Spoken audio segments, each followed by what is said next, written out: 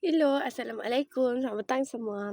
Okey, sekarang ni kan hari tu PMS kita ada buat berita gembira iaitu mengatakan bahawa setiap rakyat Malaysia yang berusia 18 tahun ke atas akan mendapatkan duit lah kan, bantuan lah kot. Dalam pula dapat bantuan RM100 pada 31 Ogos ni sementara time kita pun merdeka lah kan.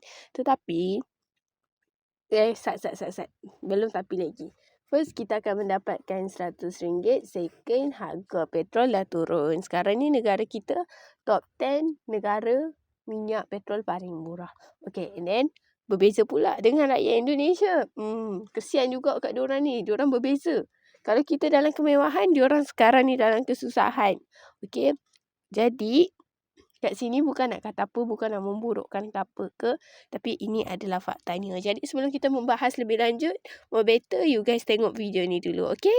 Pemerintah dikabarkan akan memungut pajak pada pengguna media sosial setelah kemarin sempat memberikan pajak juga kepada para pedagang online. Jadi, siap-siap para influencer, afiliator, pokoknya orang-orang yang menikmati penghasilan dari penggunaan media sosial untuk kena pajak. Tunggu. Jadi pajak ini untuk orang yang mendapatkan uang dari media sosial. Bagaimana dengan pengguna medsos biasa, Ri? Nah, jadi buat yang belum tahu nih, pemerintah kemarin kan sempat juga memberlakukan pajak untuk para pedagang online. Nah, ternyata pengguna media sosial juga bakal dikenai pajak nih. Contohnya influencer, konten kreator, afiliator, YouTuber, atau orang-orang yang meraup penghasilan dari sosial media. Atau bisa disebut juga dengan fitur monetisasi. Nah, jadi nantinya skemanya ini bakal diatur oleh pemerintah dan akan diterapkan di 2026. Itu rencananya. Jadi buat kamu konten kreator atau influencer, berarti kamu harus bersiap untuk melaporkan penghasilan dari medsos dan membayar pajak sesuai aturan mulai 2026 nih. Oh, jadi pokoknya semua yang meraup keuntungan itu masuk dalam radar pajak digital. Iya, bener banget. Dan pastikan kamu sudah punya NPWP. Kebanyakan platform itu memang sudah mewajibkan NPWP. Pokoknya pengambilan pajak ini akan dilakukan secara menyeluruh, termasuk fokus pada aktivitas ekonomi digital seperti Instagram, TikTok, YouTube, serta layanan over the top seperti Netflix.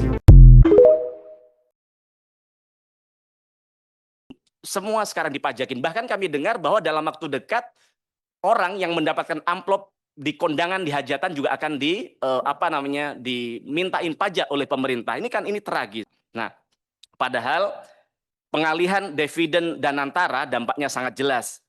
Negara hari ini kehilangan pemasukannya. Nah, Kementerian Keuangan hari ini harus memutar otak untuk bagaimana menambal defisit. Yang kemudian maka lahirlah kebijakan-kebijakan yang membuat rakyat kita hari ini keringat dingin. Bagaimana Pak Rosan melihat bahwa rakyat kita hari ini mereka jualan online di Shopee, di TikTok, di Tokopedia dipajaki, Pak. Bagaimana mereka para influencer kita, para pekerja-pekerja digital kita, semua sekarang dipajakin. Bahkan kami dengar bahwa dalam waktu dekat orang yang mendapatkan amplop di kondangan, di hajatan juga akan dimintain pajak oleh pemerintah. Ini tragis. Nah, sehingga ini membuat rakyat kami hari ini cukup menjerit, yang kemudian UMKM kita juga bingung, anak-anak muda kita di daerah-daerah hari ini yang jualan toko-toko online mulai berhitung ulang, Pak.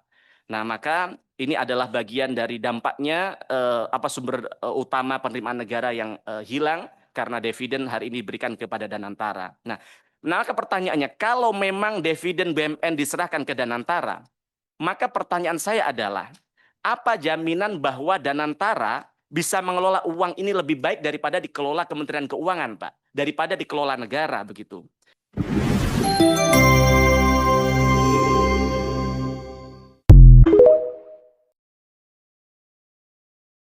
Bayar pajak dikorupsi, beli Pertamax dioplos, lapor polisi dipungli, bikin karya seni diblokir dan diboikot, nyicil rumah digusur. Laporin korupsi difitnah yang laporin, bangun usaha dipalakin. Satu lagi, yang udah kerja keras mati-matian bertahun-tahun, kena efisiensi. Selama negara ini masih sujud dan menyembah uang, berharap apa kalian? Menyala Indonesia emas yang nggak akan jadi-jadi. Bro, kayaknya amplop kondangannya cukup banyak ya. Iya, ramai juga acaranya. Sayang, kita kaya. Iya, kaya raya. Duit kawinan banyak banget. Selamat malam, kami dari Dinas Perpajakan Konoha. Kami ingin menagih kewajiban Bapak Ibu untuk membayar pajak hasil amplop kondangan. Jika tidak, maka akan dikenakan sanksi denda dan pidana.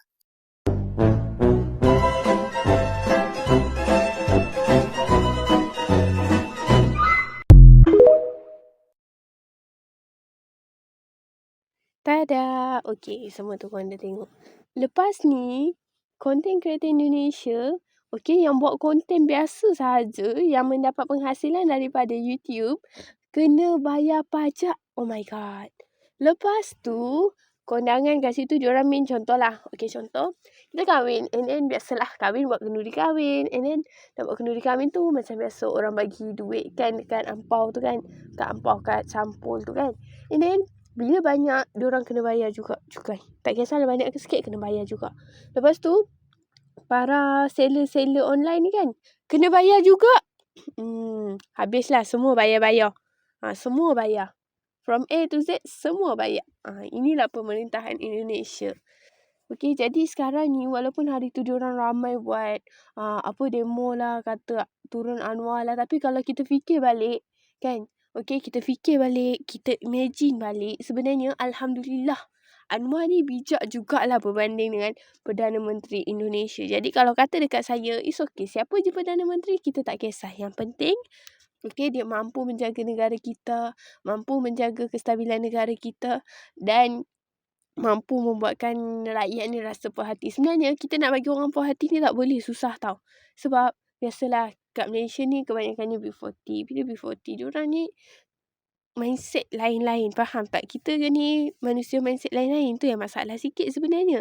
Jadi nak kata puaskan hati tak boleh. Tapi kalau kita fikir balik, kesian dekat rakyat Indonesia.